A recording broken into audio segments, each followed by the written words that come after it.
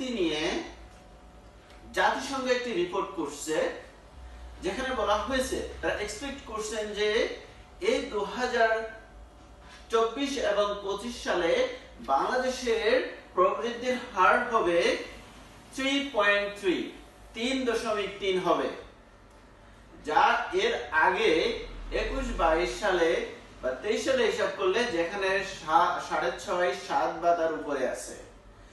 এই এক্সপেকটেশনটা এর আগে ডিসেম্বরে যখন করে তখন তারা বলেছিল 4.1% থাকবে। এই 3 মাসে যেভাবে এই যে পার্সেন্টেজ বা যেভাবে কমে আসছে, আগামী জুন জুলাইতে আস্তে আস্তে এটার 2 এর নিচেই চলে আসতে পারে।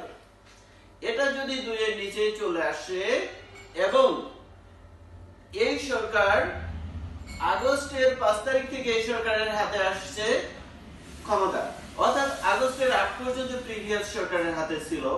যদি আমরা প্রিভিয়াস সরকারের যে 2 মাস জুলাই আগস্ট যদি আমরা জুন জুলাই যদি আমরা প্রিভিয়াস সরকারের হাতে আগের প্রবৃদ্ধির হার যদি আমরা ক্যালকুলেট করি, তাহলে প্রকৃত প্রবৃদ্ধির হার কতটুকু হবে তা ইতিহাসের সর্বনিম্ন হবে।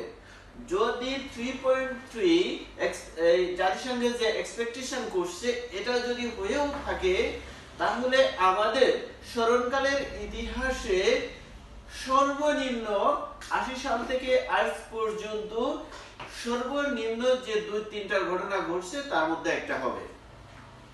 অর্থাৎ